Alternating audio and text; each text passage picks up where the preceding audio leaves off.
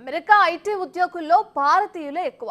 ఆ మాటకొస్తే America dreams కు ఆద్యులంతా మన ఐటీ వీరులే. ఇంతవరకు నిజమే అయినా ట్రంప్ వస్తే భారతీయులకు వీసాలు కష్టమవుతాయనే వాదనతో చాలా మంది ఆందోళనలో ఉన్నారు. ముఖ్యంగా H1B వర్క్ వీసాలు ఆశించే వారికి అసంతృప్తి తప్పదనే టాక్ కూడా ఉంది. కావచ్చే కానీ అమెరికాలో భారత్ ఐటీ కంపెనీలకు మాత్రం ట్రంప్ రాక మంచిదేనని నిపుణులు చెబుతున్నారు. ట్రంప్తో ఐటీకి బంపర్ ఆఫర్లు ఉంటాయని అంటున్నారు. నిజమేనా? ట్రంప్ హయాంలో అమెరికాలో ఇండియన్స్ ఐటీలకు వచ్చే లాభం ఏంటి?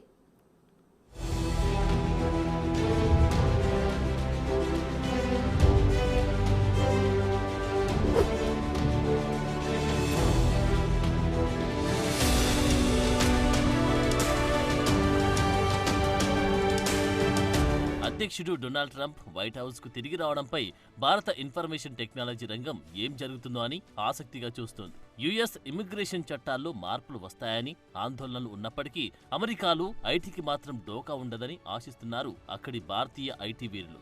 అమెరికా అధ్యక్షుడిగా ట్రంప్ రెండోసారి పదవి చేపట్టిన తర్వాత H1B వర్కింగ్ వీసాలతో పాటు ఇతర ఇమిగ్రేషన్ చట్టాలకు సంబంధించి కఠినంగా వ్యవహరించవచ్చని ఇమిగ్రేషన్ నిపుణులు, విశ్లేషకులు హెచ్చరిస్తున్నారు. ట్రంప్ గత పదవీ కాలంలో H1B ఉద్యోగులకు జీతాలు, వీసా రుసుములను పెంచారు. అయితే ప్రస్తుతం సంవత్సరానికి 85,000 H1B వర్క్ వీసాలకి పరిమితమైన కేటాయింపును ట్రంప్ మళ్లీ పరిశీలించే అవకాశం ఉన్నట్లు తెలుస్తోంది.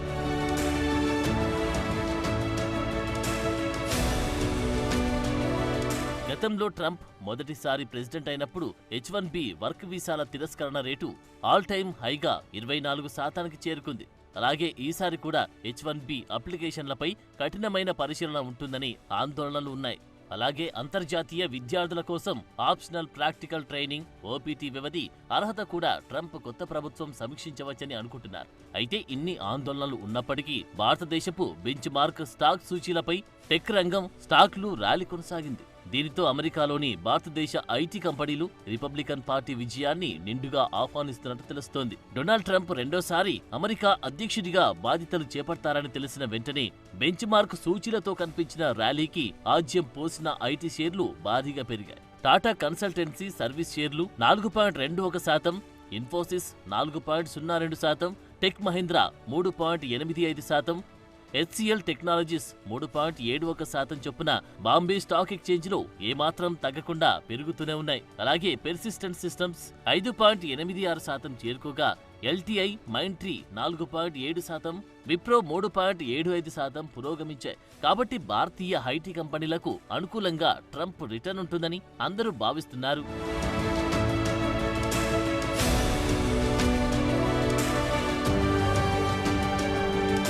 అయితే ట్రంప్ హయాంలో ఐటీకి ఇబ్బంది లేకపోవడానికి ప్రధాన కారణాలు కొన్ని ఉన్నాయి. ఇందులో ముఖ్యమైనది డాలర్ బలోపేతం కావడం. దీనితో ఐటీ కంపెనీలు వడ్డీ రేట్లు, ఇన్ఫ్లేషన్ మొదలైన అంశాల పరంగా ఐటీ కంపెనీలకు సులభమైన ఫైనాన్స్ విధానాలు ఉంటాయని ఆశిస్తున్నారు.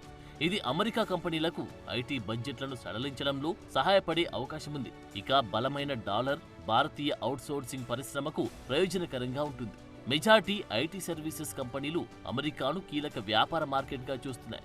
దీనివల్ల ఐటీ పరిశ్రమ నిర్వహణ ఖర్చులు భారతీయ రూపాయలలో ఉన్నప్పటికీ యుఎస్ కరెన్సీలో వారి ఆదాయంలో అధిక భాగాన్ని పొందుతున్నారు.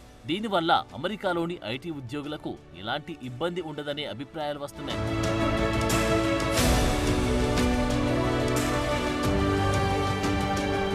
ఇక ట్రంప్ ప్రభుత్వం విధాన రూపకల్పనలో స్థిరంగా ఉంటుందని అందరూ ఆశిస్తున్నారు. అమెరికన్ ప్రభుత్వం, సెనెట్, కాంగ్రెస్లను రిపబ్లికన్లే నియంత్రిస్తున్న కారణంగా రాబోయే పాలసీ మేకింగ్ లో మార్పు ఉండబోదని, ఇది ఇలాగే కొనసాగడం వల్ల భారతీయ ఐటీ కంపెనీలకు లాభం ఉంటుందని భావిస్తున్నారు.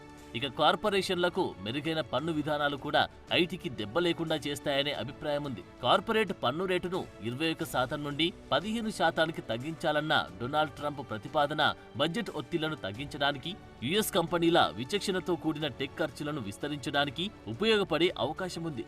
దీనివల్ల యుఎస్ లో రిజిస్టర్డ్ ఇండియన్ స్టార్టప్లకు, టెక్నాలజీ కంపెనీలకు ప్రయోజనం చేకూరుతుందని నిపుణులు చెబుతున్నారు. ఇక ట్రంప్ ప్రభుత్వం చైనాకు ప్రత్యామ్నాయంగా పాలసీలను రూపొందించడం కూడా భారత్ కంపెనీలకు కలిసొచ్చే అవకాశం ఉంది. చైనా విషయంలో ట్రంప్ చూపించే కఠిన వైఖరితో భారతదేశానికి అమెరికా నిధుల ప్రవాహం ఇప్పటికే పెరిగింది. ట్రంప్ గత పదవీ కాలంలో చూసినట్లుగా చైనాతో హార్డ్ బాల్ గేమ్ కొనసాగించాలని ప్లాన్లో ఉన్నారు.